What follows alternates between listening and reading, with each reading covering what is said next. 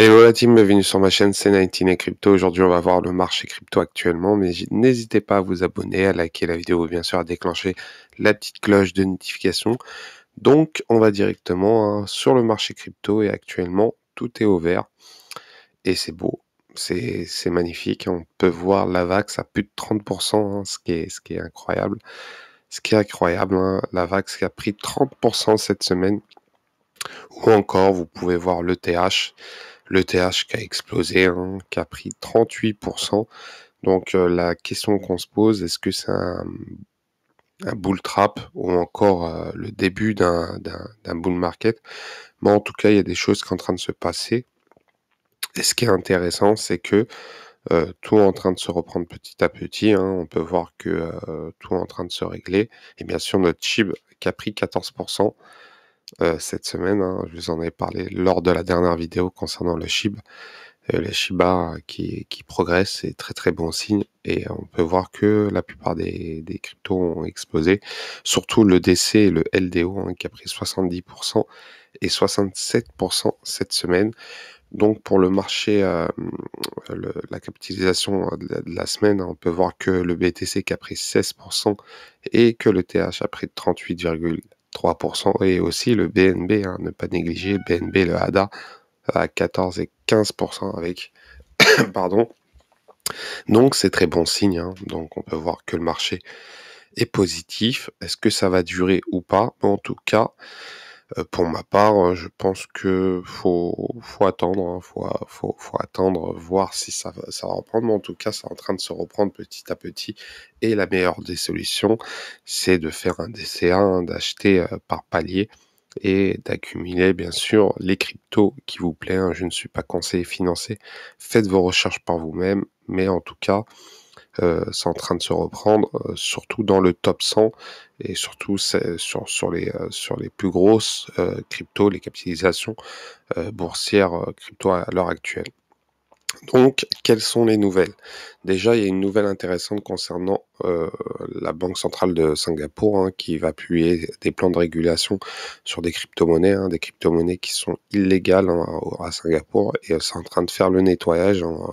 En gros, toutes les cryptos qui se considèrent comme en réalité basées à Singapour, qui ne sont pas déclarées à l'autorité monétaire de Singapour, la masse, vont être bien sûr vont être attaqués attaqués en justice par le gouvernement singapourien et ça va provoquer bien sûr une régulation des cryptos parce que actuellement tout est en train de se reprendre et c'est bon signe indirectement on essaye de réguler ce problème-là bien sûr économiquement et juridiquement et plein de choses autour de cela.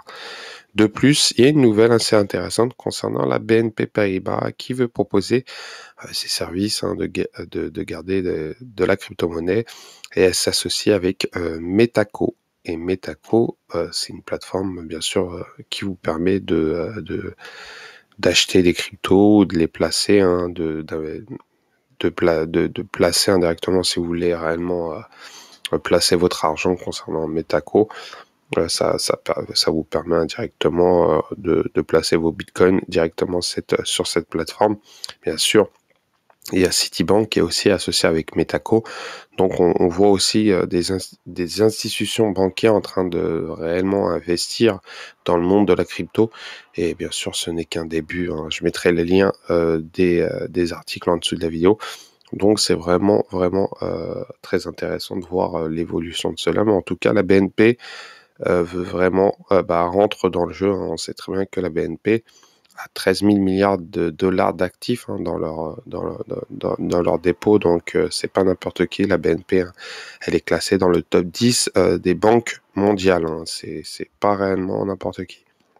Donc on peut voir voilà Citibank ou encore la BBVA ou Zodia Custody, la DBS Bank ou encore l'Union Bank des Philippines qui sont aussi dans ce domaine-là. Donc ça va être intéressant de voir comment ça va évoluer. Mais en tout cas, c'est très bon signe.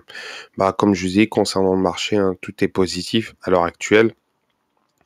Et bon, on sait très bien que c'est en train de se régler, hein, point de vue économique, la guerre en Ukraine et en Russie, peut-être ça a permis aussi à donner une confiance au marché, hein, qui se reprend petit à petit et de reprendre des couleurs et à l'heure actuelle, c'est en train de reprendre petit à petit. On peut voir aussi le Polkadot, hein, qui a pris cette semaine 18, ce qui est pas négligeable, l'Avalanche ou encore Polygon, un Polygon qui a pris 42, un Polygon, pour ceux qui ne savent pas, hem Terra va faire confiance à Polygon. Il y aura énormément de choses concernant cela. Il y a une vidéo que j'ai faite concernant cela et aussi bien sûr le Shiba, hein, le Shiba qui a pris 15, à surveiller de très près, le Shiba, hein, qui pourrait exploser dans les semaines à venir.